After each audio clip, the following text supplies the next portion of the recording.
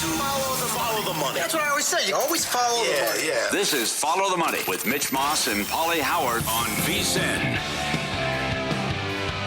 Here we go. It is Follow the Money on VSiN, the Sports Betting Network. Mitch Moss, Pauly Howard, live downtown Vegas. Circa Resort and Casino is the spot on a very busy Aftermath Monday. Coming up over the next 3 hours. Among our guests today, Nick Whalen in 30 minutes. Best bets tonight. National Football League, little Major League Baseball with him as well. Warren Sharp in 90 minutes. Mia O'Brien covers the Jags in Jacksonville on the show 90 minutes before kickoff. Monday Night Football, Jaguars and the Chiefs. We have the good, the bad, and the ugly a little bit later on. We have Week 6 numbers. We'll hit a lot of the stuff that happened yesterday. And we are dressed in our matching kind of like jerseys, sweaters, / hats for a very specific reason today. We'll tell you about that coming up a little bit later on. But Pauly, my condolences go out to you and everybody else that had the Arizona Cardinals in Survivor and beyond yesterday. I think we have now officially seen everything. Yeah. After that game. Mm-hmm. That's impossible. What happened in the game? DeMarcado is going into the end zone to make it 27-6 with less than 13 minutes to play in the game.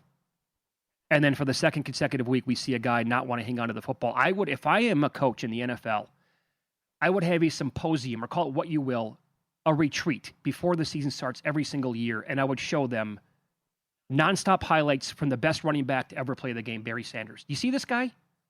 He scored 100 touchdowns in his career. He will be better than you can ever dream of playing this sport. And he walked up to the referee and handed him the ball every single time.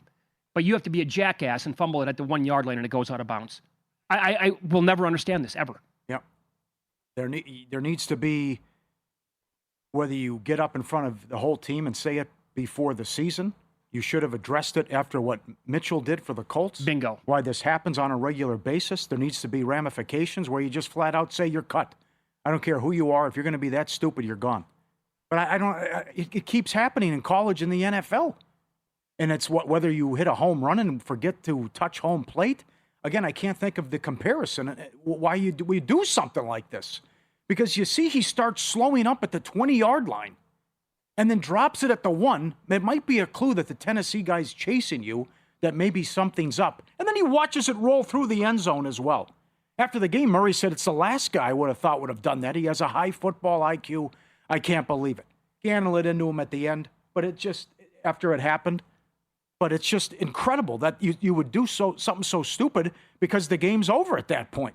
And you would you're fighting for a roster spot in carries and trying to have an impact now with Benson out and also Connor. And untouched, by the way, going to go 80 yards untouched. And you just blow it and give it up at the 1 yard line, which becomes a touchback. And then you knew Tennessee was going right down the field. Oh, no doubt. Right after that. And someone we know grabs plus 775 in play. I don't know all of them off the top of my head. It does seem when something like this occurs, the team ends up losing the game too. And that's exactly what happened. Think about this for a second. The Titans had a total of 120 net yards over their 10 prior drives, including 3 consecutive 3-and-outs to begin the third quarter. They were entering their 8th consecutive quarter without a touchdown or even as much as a trip inside the red zone, courtesy of Bill Barnwell. Yeah, the game's over. They hadn't scored 21 in a game. You're right. They couldn't move the ball. And this is going to ice it. Not to mention what happened earlier, where they're in field goal range, and it's 3rd and 8, and the ball hits Murray in the face mask. Okay, that might have been the goofiest play of everything. Yeah, right. That's another one, too. Startles him, doesn't see it coming right off the face mask, boom, Titans ball. But you have to go after Gannon, too. Because the same thing happened in the Carolina game. You stop playing. Right. It's 21-3, 10 minutes left in the second quarter. Somehow you don't score the rest of the game. And you would have lost against Carolina, but you got bailed out in that game, too. Sure. So this one, all the mistakes came back to bite you and haunt you. And I think move over Rams-Eagles. I think Survivor, teasers, whatever. I think Arizona yesterday takes the cake. Takes the cake. Yeah, that they lose that game. And what happened with the nonsense at the end? This is absolutely crazy how often it's happened already through 5 weeks. Remember, like on Thursday night, I was on the Rams on several tickets in Survivor. And I said, that's in the conversation for, like, all things considered, one of the worst circa Survivor beats ever. Yeah. It took, fast forward, not even 72 hours, right? And this one wipes out the Rams and what happened to them. Yeah, you might be mad, but I didn't want to get in the contest next year. I had the Packers with the stupid tie.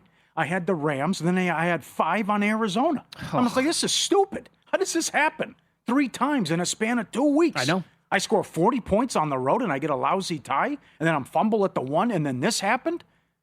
And I just...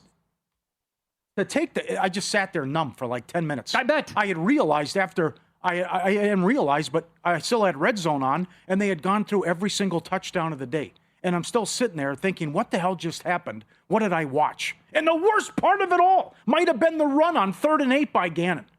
Well, let's just give him the ball back. What could go wrong? How about Archuleta on the broadcast? Yeah, right thing. You're doing the right thing.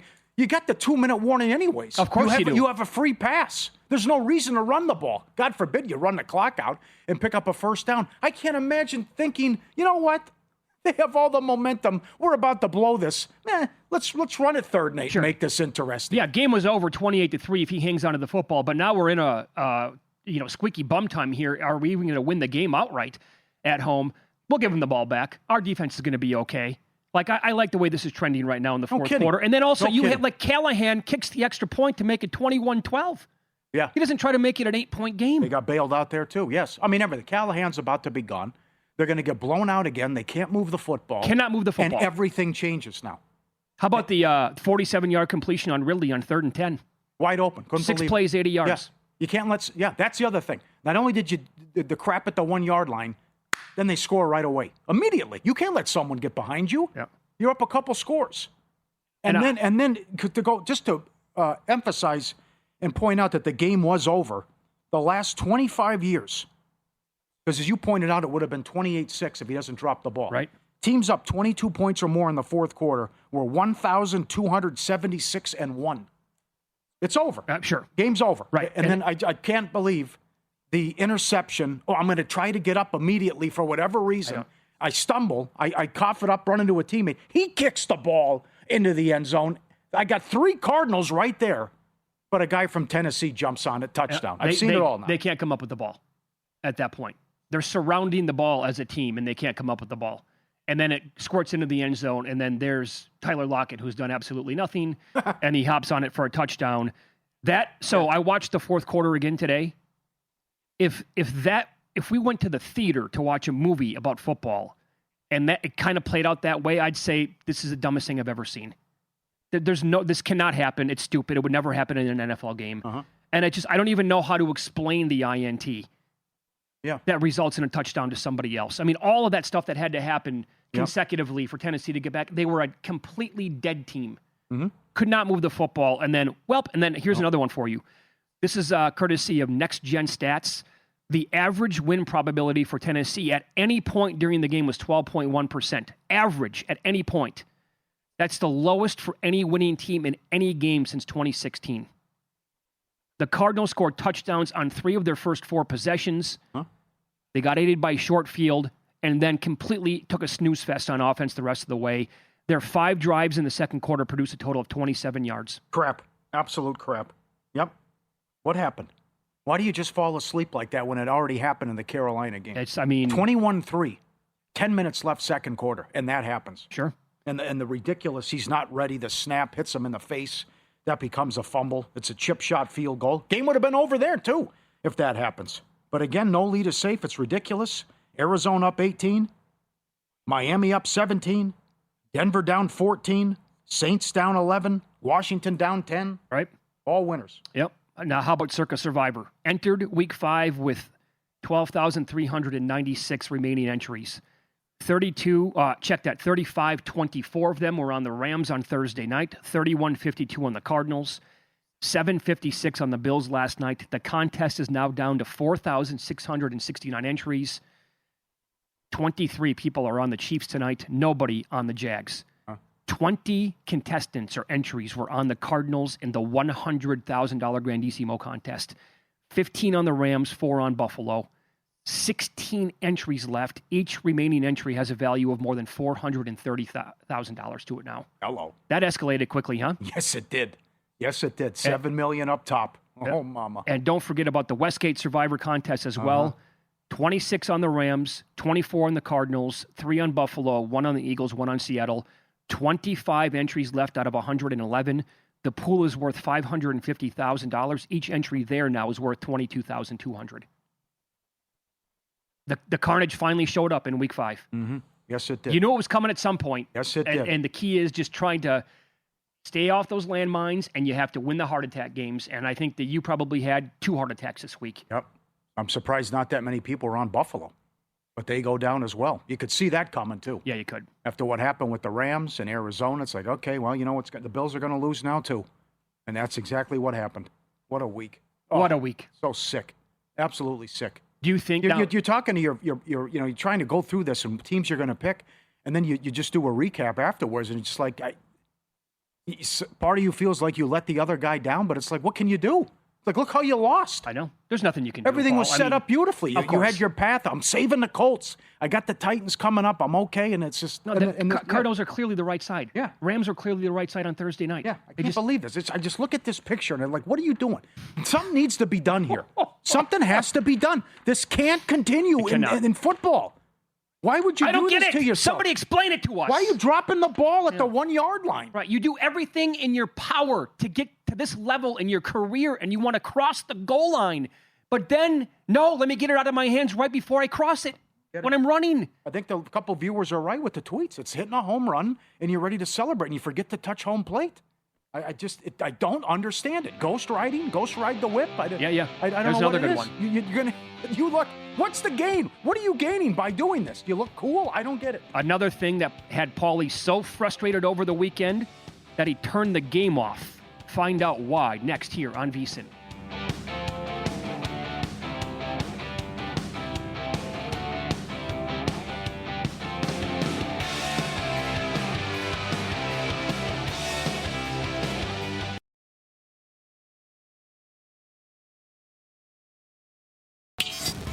This is Follow the Money on VSiN. Monday Night Football game tonight. I got to tell you, pretty sexy.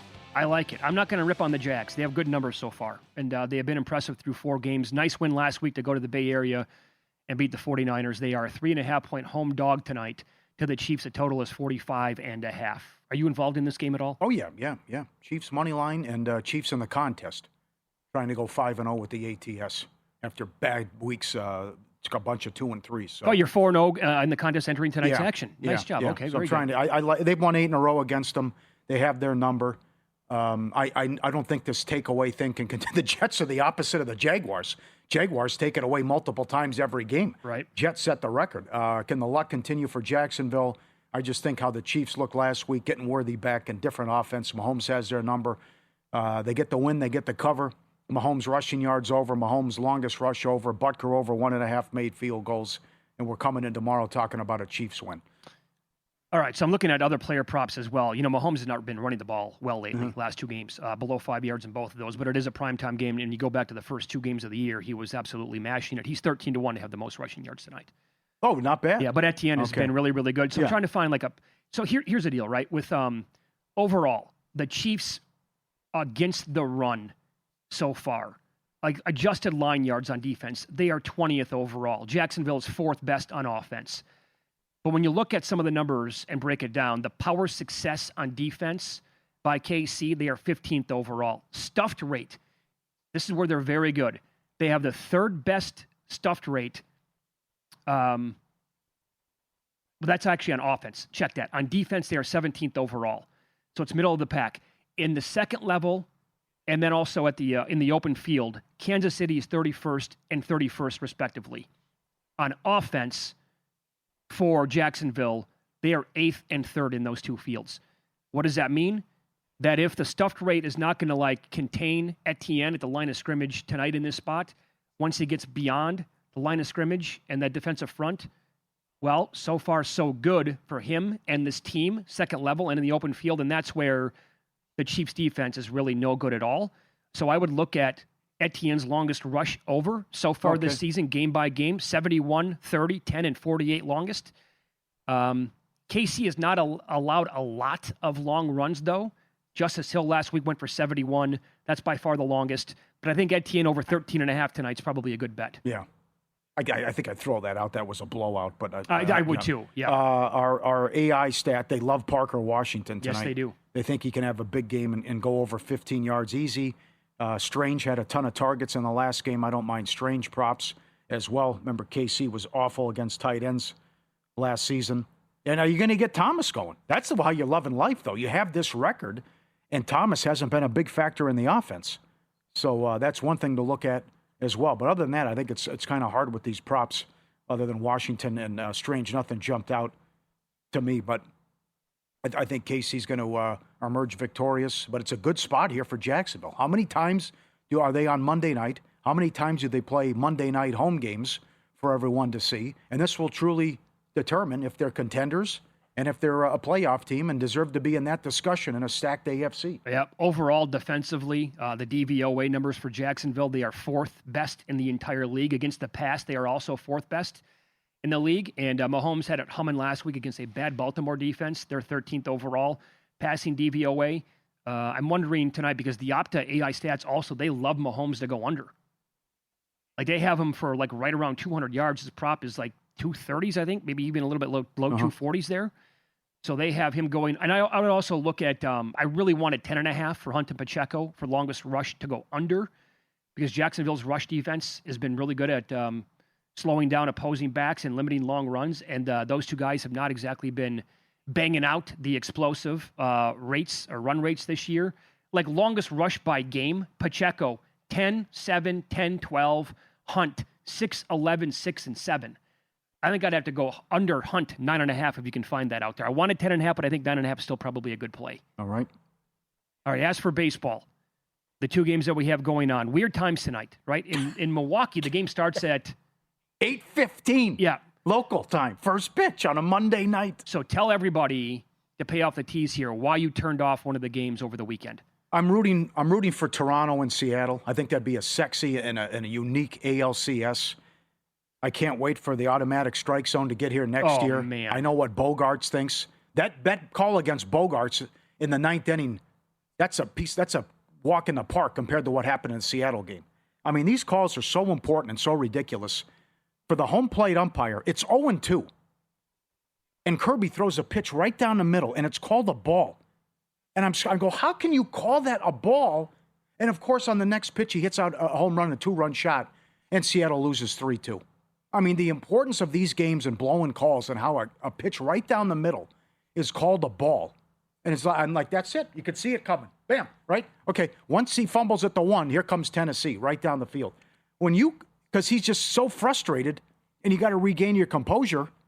But Kirby throws the pitch right down the middle. He strikes the guy out. He's out of the inning. Let's go. Let's go hit. Oh, ball. What? Ball? And then he takes him deep on the next pitch, and suddenly you're losing. Right. And it's a best of 5. So I'm glad that they were able to beat Scooball and save their season last night. But it should be 2-0 Seattle. Of course it should be. That's just outrageous how bad these umpires all are and how many.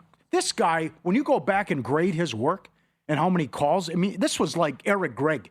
Did you see the number? Levon Hernandez territory, how bad. It's like you're not consistent. You're blown. I just give up if a pitch right there is called a ball. The official numbers are out from that game, by the way. He missed 23 calls. What can that be? I mean, how is that allowed? Thank God they're going to move on from this next year anyway, in theory. Yeah. And it better become a little bit better. That's but you're right, Pauly. Yeah. Like, they could have lost the series. Like, Scooball was, Polanco, my God, he won the game for him last night. But if they don't win that game and he gets 2 home runs off Polanco, the rest of the offense did nothing. Tigers, maybe go up 2-0 in that series. And who knows? Tigers obviously still very alive. I mean, they're only plus 110 to win the series now as it goes back, and they're going to be playing at home. But you can't miss calls. That's unacceptable across the board. Yeah. And, oh, by the way, like, a lot of people are betting, like, significant amounts of money on these games, too. Oh, got to clean that crap up. I couldn't take it. Like, come on, man. It's playoff time. Yep. These guys haven't won a home game since 2001. It's a great atmosphere. They're ready to go. They're juiced up, and you blow that call. It's right there for you. No, ball. I missed it. And then the kid hits a home run. So how about the Dodgers down to, like, plus 210 now to win the World Series? Yeah, I'm surprised they're a favorite tonight. But then again, the game 1 wasn't fair. How about Ohtani, Glasnow, and Sasaki? Sasaki, good luck, right? And now the Phillies are throwing Luzardo, but Snell's favored, and he has good numbers against Harper. The big bats for the Phillies didn't show up in game 1. And then, of course, they blow the lead when good call by Jensen Lewis that you can't trust this Phillies bullpen either. And what happened? And then Hernandez hits the big bomb. So I just think there's too many bats here.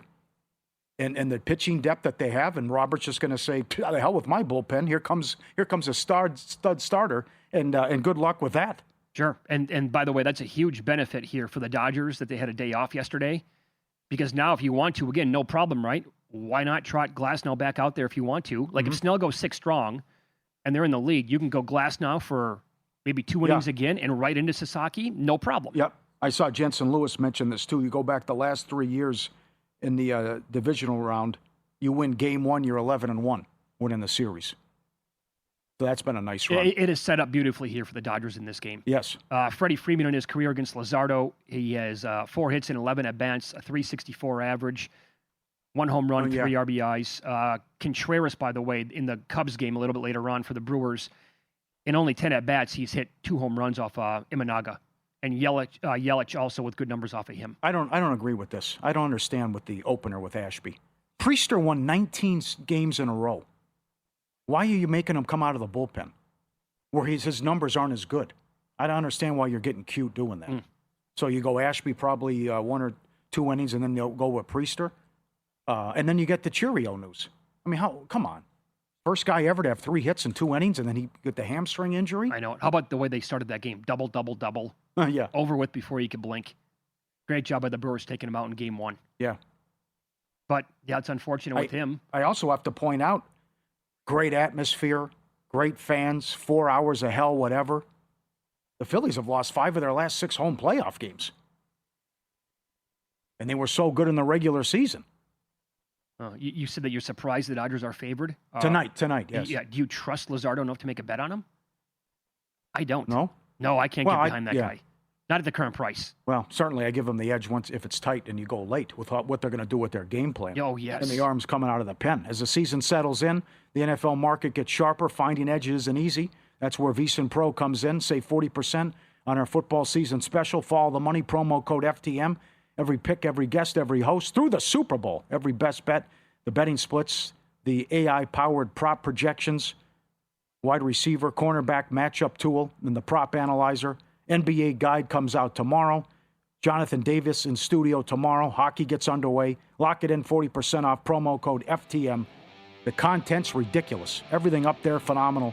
Lock it in, 40% off through the Super Bowl. FTM, vsin.com/subscribe. Yeah, the website projects Luzardo to strike out 6.87 batters. Like he can strike out 12 or he can strike out 3. It's too combustible. He is anyway for me to get involved. Nick Whalen on the program next. Props, Monday Night Football, and also baseball games.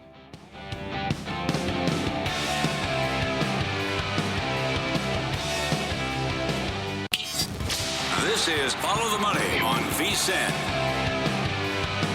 Welcome aboard. We're live in Vegas, Circa Resort and Casino. Thanks for watching YouTube TV, listening on Sirius XM Channel 158, iHeartRadio, TuneIn Radio, or any of our great affiliates across the country. Nick Whalen is a perfect guest to bring on here on a Monday with the Monday Night Football game between Jacksonville and Kansas City and the 2 baseball games. I say that because, one, he's a Milwaukee guy, and the Brewers are in action coming up a little bit later on tonight. But number 2, he's also a Jacksonville Jaguar guy. I don't know the story behind that. Probably too long of a story to share now. Yeah. But, Nick, thanks for the time. Do you have faith in your Jacksonville team tonight against KC? Look, I have more faith in this Jaguars team this year than I would have in a matchup like this, anytime probably over the last decade or so. You probably have to go back to 2017, that year where they could lean on the defense and find ways to win a game like this. At the same time, guys, I'm on the Chiefs tonight. Played KC -3. I know we're on the road. I know it's Monday Night Football. The Jags are wearing the throwback uniforms. It's Trevor Lawrence's birthday today. So maybe there are a lot of external factors that would push you toward Jacksonville. But I do think this 3-1 start, which should pretty easily be 4-0, by the way, losing that game to Jake Browning a couple of weeks ago where he threw 3 interceptions coming on in relief. I think it's still a little bit smoke and mirrors. I think the defense is very real. I think the improvement on the offensive line has been maybe the biggest shock for me year over year. At the same time, I think Jacksonville is still winning these games. I wouldn't say despite Trevor Lawrence, but I don't think Trevor Lawrence is the reason that the Jaguars are sitting at 3-1.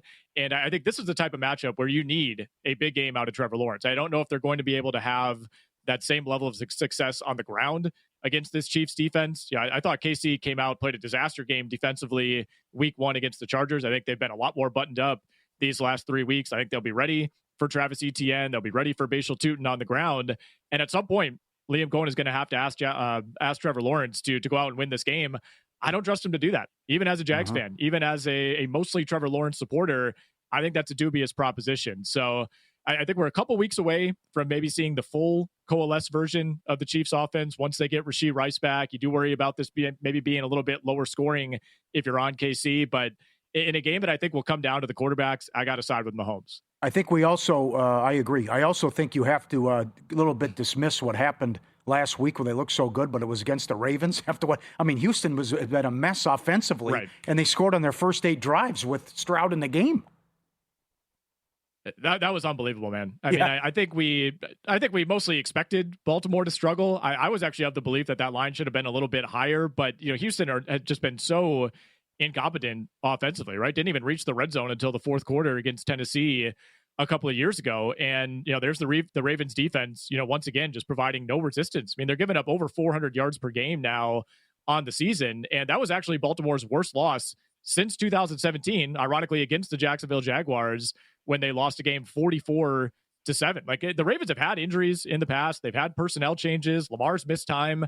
They don't get blown out like this. They don't just completely lay down. That game felt over in the second quarter. So to me, it still feels like there's kind of something bubbling beneath the surface with the Ravens. There's been some whispers about the defensive coordinator, about Harbaugh maybe losing that locker room.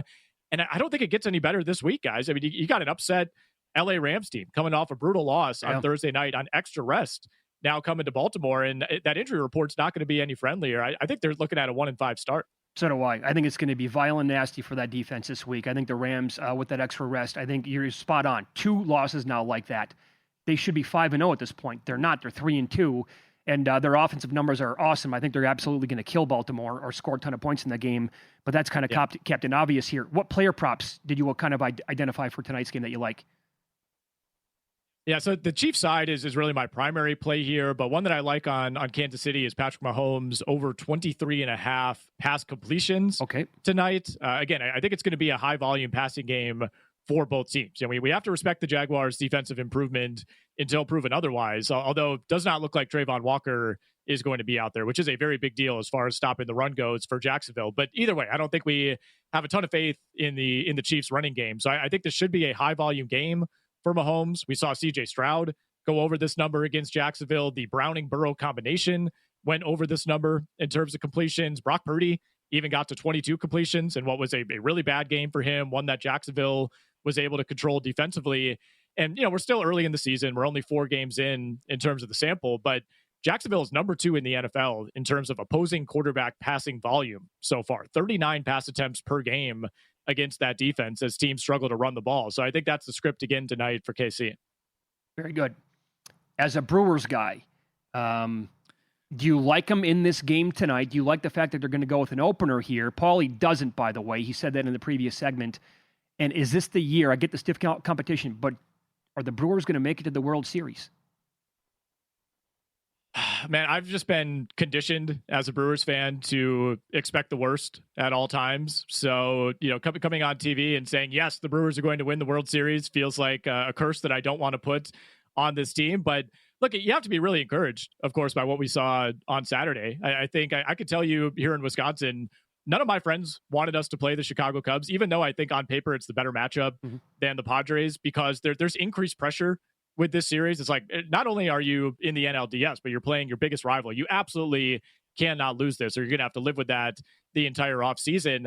I'm with you guys as far as questioning the idea to go with an opener tonight, especially Aaron Ashby of all guys. I hope that they pivot to Quinn Priester early in the game, assuming he'll be the guy. I don't know why you don't just start him, given the run that he's been on for these last few months. But Pat Murphy knows what he's doing for the most part. I do think we got to see a better effort out of the Chicago Cubs. I think that game got away from them early on. So many of those runs ended up being unearned after the error at second base. So I think they do button down defensively a bit. But at the same time, what the Brewers are doing in terms of the hitting, it feels fairly sustainable, right? You see that big number in game 1 and you think, oh, they probably hit 3 or 4 home runs. No, not at all. I mean, they had nothing beyond a double that entire game. So I actually look at the over 7.5 here, expecting the Brewers offense to continue, not at that same level from game 1, but I think they could put up 4 or 5 runs, and certainly you'll expect better out of the Cubs in game 2 as well. So over 7.5 is how I'm playing that one. I mean, think about the fans tonight for this game. Usually you think of tailgating for a football game, but tonight this starts at 8:15 local time there. Yep. They might drink that stadium out of beer tonight. It's going to be a volatile situation, that's for sure. I was a little bit surprised at the game time. Typically, obviously here in Central Time, we don't get an 8:08 p.m. start, but yeah, I mean the combination of that plus the Jaguars Monday night game. I mean, man, the city of Milwaukee is going to be feeling it. And we had another one of those. Assuming this makes it to a game 4 on Thursday, which you know how Thursdays go in the state of Wisconsin. So that's going to be potentially even more of a dangerous situation. But I mean, those fans brought it even for an early start on a Saturday. Unfortunately, they don't even open the lots until like 2.5 hours before the game. But, luckily there are like 50 taverns within a 10-minute drive of AmFam Field. So yeah, fans are going to be fired up. And I was encouraged, honestly, by the Brewers versus Cubs split in game 1. That was, I think, another reason that you worry about this Cubs matchup. Is it going to be 70-30 Brewers Cubs fans? Right. That felt closer to like 90-10 to me in game 1. Yeah, there's a history there, by the way, of Cubs fans dominating at that park or taking over like in big games. So that was great to see. You can follow Nick on X at WHA1EN. He is with RotoWire. Nick, thank you. Best of luck tonight. Appreciate it, guys. Thank you. There you go. And he was on the progressive guest line. So I think this is going to be a pass-heavy game. Mahomes over 23.5 completions. You got to be with him, right? I mean, if Jackson doesn't play in the game on Sunday, with all their defensive injuries, it's going to be another bloodbath probably in Baltimore. Yeah. You said it last week. I just think his message is old, tired, and not getting through. It's like they've tuned out Harbaugh. And then you say, I'm going to stick with the defensive coordinator again? I thought Van Noy had great comments yesterday. I don't want to hear about who's out excuses. I just watched what the 49ers did on Thursday with all their injuries and beat the Rams. Sure, it's very good. So, that's the approach you got to take. We can't play like this. And that was just, oh, God. 44-10. Well, by the way, you can kiss everything goodbye with the Ravens the way it appears, right? Because this is, look, it's not, I'm not going to say they're 1-5 right now like it's a guaranteed loss, but it's a very losable game. We all know that, right, coming up. So if they fall to 1-5, I mean, everything from the preseason, right? They're still favored to make the playoffs. Which is how? Yeah. That team's going to get into the playoffs? They figure Jackson comes back in 2 weeks. And the schedule's doable after that, I guess. He'll save the season, huh? Yeah. I'm not, because you and I both bet him to miss like 2 weeks ago at a decent plus price. I don't know. They might be worth adding a little bit more of today. And I think we saw something, by the way, live when we were on the air yesterday on the tailgate show. The Browns got something here with Dylan Gabriel. Yeah. Kid looked pretty good. He did. And Judkins is awesome. I thought he was excellent in that game. He just couldn't get the stop when it counted, but you're going against a good coordinator and good defense. Position to win the game, tough loss, but I think the Browns can be feisty. Boy, their updated win total is 9.5.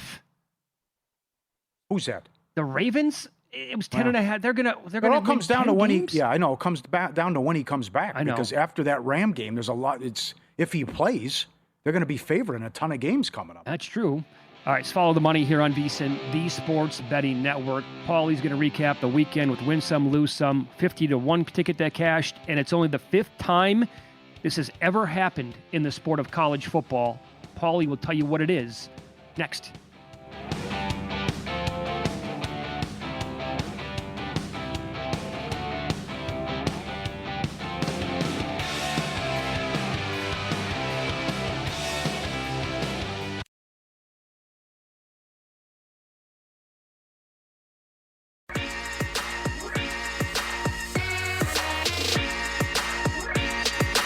Win Some, Lose Some is sponsored by the Sharp Plays. Were you a winner last night? Wow, winning. Or was it a rough one? Well, they can't all be winners, can they? Loser! You're a loser! Pauly Howard recaps the night in sports betting in Win Some, Lose Some. First touchdown of the day, Texans 9-1. Most points scored, Texans 25-1. Fewest points, Raiders 14-1. Something to build on there, Carroll, kicking the field goal down 40-3. I love the move. Yeah. Yeah, really going to have the spirits high on the players, right, moving forward. What a game. Tampa and Seattle. Quarterback play was great. Mayfield, 29 of 33 for 379. Woo! 14-1 high game, lowest scoring game. Commanders, Chargers, 14-1. What happened there? 10-0 Chargers early, and that was it. Herbert turning the ball over again. Tough. Most passing yards, Mayfield 8-1. Most rushing yards, Dowdle 50-1. Come on, Miami. That's embarrassing. 200 yards, and he's ready to go next week against the Cowboys. File that away. Most receiving yards, Ibuka 12-1. He is even money now. Good. He should be odds on. Offensive Rookie of the Year. How did I miss this? I told you about it 100 times on the show. I know. 40-1. But those odds, I'm saying 40-1 in late August. Gosh. Broncos in play. 12-1. Philly falls asleep. Titans plus 350. In play. Plus 775. Anytime touchdowns. Beck 30-1. Oliver 10-1. Krosky Merritt 2 touchdowns. Bill was 22-1. And all 5 Ravens games have gone over. College football. UCLA money line. Didn't see that coming. 16-1 at FanDuel. The 5th team ever to be 0-4 or worse and beat a top 10 team. Well, good for them. I watched almost all that game. I felt good for Rick Neuheisel. He admitted, he's like, I'm sorry, Penn State fans, but this is a dad moment. I'm not rooting against your team. His son was calling the plays out there. And I got to tell you, Pauly, I don't know what, if they had like B12 shots, UCLA looked like a competent college football team. Yeah. Like it didn't look like it was a fluke that day. Yeah, taking the big lead and holding on. I don't think they had led prior to that game. They never led. I don't think they led in the entire season. And they win as 24-point dogs. Ball State plus 450. Arkansas State 4-1. Temple 2-1. Virginia 2-1. Baseball playoffs. Blue Jays 73-5 when they score at least 5 runs. Grand Slam cashed 8-1. Varsho anytime home run 8-1. Big Earn. Clement 12-1. Springer plus 525. Vlad plus 650. Will there be a golden sombrero? Cash it. Otani plus 450 to start off the playoffs. UFC Soriano by decision 7-1. Santos knockout 7-1. Zalal submission 5-1. Subscribe, be part of the team. VSiN.com. Our radio and podcast friends. You always want to see these tweets and videos at Pauly Does Vegas on Instagram. Send them in. We'll put you on. Let's go to Colorado. Look at the antlers on this guy. Oh, mama. Man, is he a beast. That's your big boy right there. Oh, kidding. Just sitting down, hanging out. Chilling. I mean, run for cover. He gets up, right? Well, I can't imagine how like tall those antlers would look. Look at that angle right there. That's incredible angle. Wow. Awesome. Send them in. Pauly Does Vegas on Instagram. You guys have been great sending these in rapid fire. Like this guy. This guy likes to bring stuff to his bed. All types of, like Chinaware. The China. Maybe silverware. There's the laundry basket. He had a painting in his mouth. He likes to sleep with something every day on his bed. It's different. Puts the basket down. He loves the open canvas. Here comes with a bell. Little bell. Huh? Yeah, right. Uh-huh. Whatever he can find, I guess. I can't believe it. He's not a new picky. one. No, this is a new one. Took purse? luggage. Sure. Yeah. Oh, was it? Okay, yeah. Purse. Whatever, yeah. Took luggage before. Just whatever he can grab and find. He'll just take it home, and then that's his move. Try something. Is that the China? There, he's got the China. Yeah. How'd he grab that? My move is to stop short. This guy, whatever he can in his mouth. Yeah. Lose some. Navy, 9 up to 14.5. No good. South Alabama, +3 to -2.5. Nebraska, Michigan State under, 54 down to 48.5. A lot of defensive special teams touchdowns in that one. Justin Fields again, 0-26 when the opponent scores at least 21 points. So what is this? Take out the garbage time. The Jets twice this year, they can't score against the Bills. And then yesterday, like, what am I watching here with the offense against that putrid defense? Couldn't move the ball against Dallas. ESPN had an article, it's the 8th worst pass defense through 4 weeks in NFL history. Can't move the ball. Buffalo, Eastern Michigan over 48 up to 54. And Florida from 7 down to 3.5. Bad for the books. Beats. Did you see the Colorado finish? Colorado catching 13.5, 14 with 9 seconds left on 4th down and up 7. TCU threw the ball for a touchdown. You know what? Somebody reminded me of this yesterday. There was a great angle here that if he had a chance to run it up on Dion, he was going to revenge for a couple of years ago. Yeah. First game of the year. Coming back. And like a shootout, and he was talking bleep after the game. How about the Vandy beat? Alabama. Alabama puts it in. the touchdown. All bad. Covered every what's the number. point of even running the ball right there? I know. Covered Game's every over. number. I couldn't believe it. Buffalo, Eastern Michigan under. Wouldn't take the knee. Ran it in late. Also, teaser, money line, and survivor. Arizona Cardinals. I've never seen anything like it. Sick beat. That takes the cake. All time. Between dropping the ball at the 1, giving up a quick score, Ridley gets behind you, 3rd and 8 in field goal range, the snap off the face mask, then the bizarre interception that somehow becomes a touchdown. 3rd and 8, we're good. Just run it. We'll get a stop. Pauly, can you imagine if that's like week 16 and 35 people are left in Survivor and it plays out like that? Yeah. We got to file this one away. I mean, we're never going to forget it. How can you? Before the line moves, the sharp place is already there. They don't just follow the market. They help move it. You're not going to outsmart billion-dollar books or full-time sharps on your own with the sharp plays you don't have to. Powered by advanced AI and plugged into trusted insider sources. They deliver the edge serious bettors use every day. Free reports, real-time alerts, market-moving insights straight to your inbox or X feed.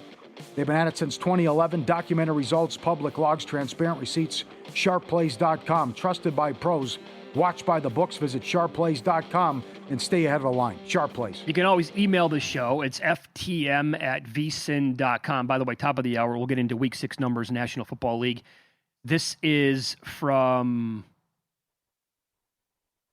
Roselle? I don't know what the name is. Sorry. Stat of the day.